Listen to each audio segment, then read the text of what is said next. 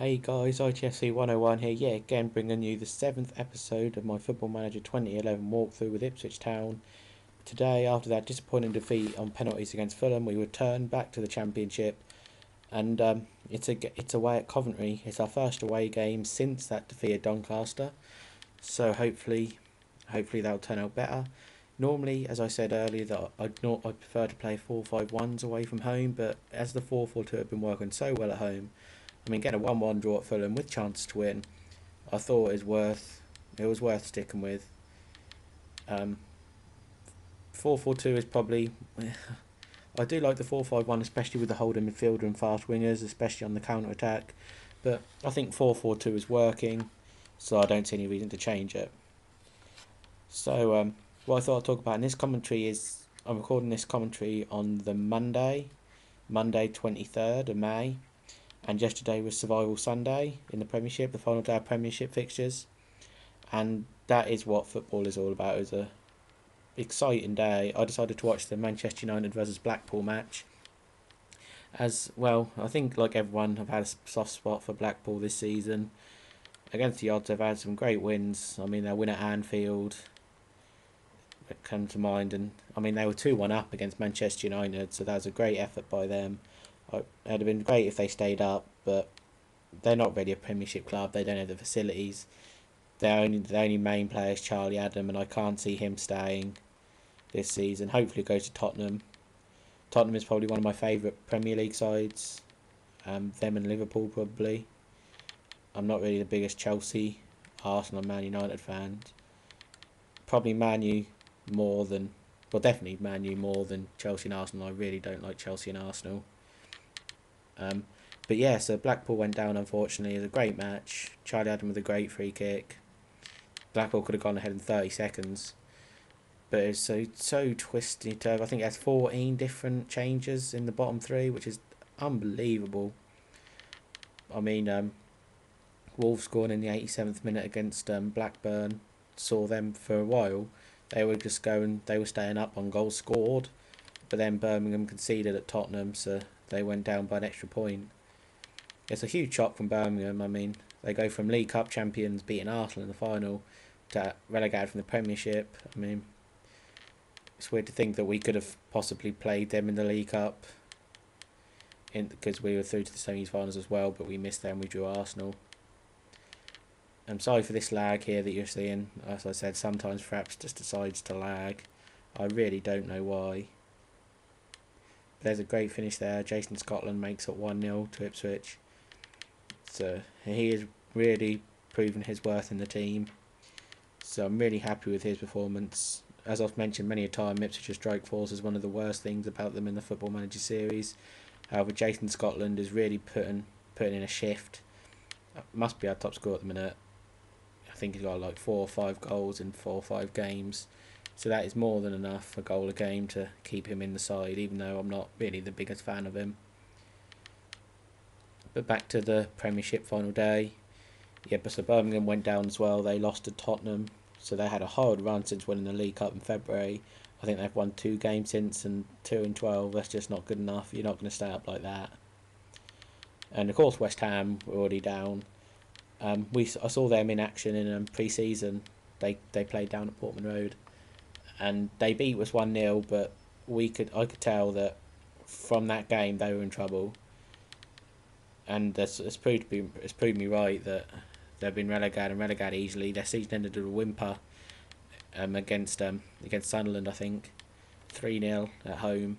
And I can't really see them staying up. They need to get a quality manager in. Rumours are that their first choice is actually Dave Jones, the Cardiff manager.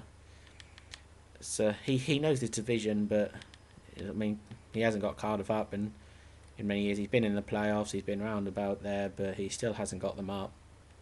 So I'm not sure about that choice. I think with their name, West Ham's a big club, they could get a better manager in than Dave Jones. And as you see in the game, I lose 2 centre backs to injury in the first half, so that doesn't help. So I have to play Radkov at centre half and bring Troy Brown on at right back. So it's a bit of a shame, as O'D, Macaulay, Delaney, they've been playing well together. But what was I talking about? I can't remember. West Ham. Yeah, so they had to get rid of Grant. I'm not sure he was the right appointment in the first place, but now he's gone. So that's I'm not sure who I'd appoint if I was them. Some reports are linking Roy Keane, Ipswich's former manager, with him, but I'm not sure he'd go to West Ham, and I'm not sure West Ham would want him. But I can't see them coming straight back up next season. They'll lose Scotty Parker, they'll lose Rob Green, they'll lose Matt Upson, Carlton Cole, Victor Obina. Hitzelsberger might stay because he's only been there a year, but all them will go, and they've got to be replaced. They aren't in the best financial situation, and to be honest, who's going to want that job? I mean, Sullivan, Gold and Brady are all good business people, but they don't seem like the best bosses to work for. So I'm not sure what's going to happen with West Ham yet. I can't see them come back up, so it might be a couple of seasons in the Championship for them next season. I still actually haven't gone to Upton Park, so that's another stadium that I'll be able to cross off my list. And I haven't been to Birmingham or Blackpool either, so 3 new stadiums for me to visit next year, which I'm really looking forward to. Especially Blackpool with the new addition, the new stand, the away fans now actually has a roof, which is brilliant. Another injury there, as you saw on the screen, I think it was Jason Scotland. So yeah, 3 new stadiums for me to visit. Really looking forward to next season. The fixtures come out in June 17th, so I'll really be looking forward to that. You always look who you got on the first game of the season. I personally want Brighton away because I want to go to the first match of their new stadium. That's just something I like to do. I'd like to do just to, say you were there on their first game. But apart from that, not really fussed. I don't want a too far journey on the opening day. Just got to get back into the swing of things. I mean, this season we had Middlesbrough away on the opening day, and we actually got the win. Middlesbrough were the favourites, but it was a good win. And as you can see in the match now, we're trying to hold on. I've gone more defensive now. We're 1-0 up. An away victory would be huge for us, because it looks like we're going to be decent at home, but I'm still not sure about away form. And it's the away points that you pick up will help you. It definitely help you in that promotion push. So win away at Coventry, who I've never have the best record against, would be brilliant, and a clean sheet as well would be another bonus. And a great save there from Fulop. That is why he is my number 1. Is a stunning save. I totally expected that to go in, but good save. That's why I didn't drop him after his mistakes in the derby match. I kept him in. He didn't do the best in the penalties. He saved 1, but that's more luck than judgment, I think. So yeah, this commentary is game is coming to an end.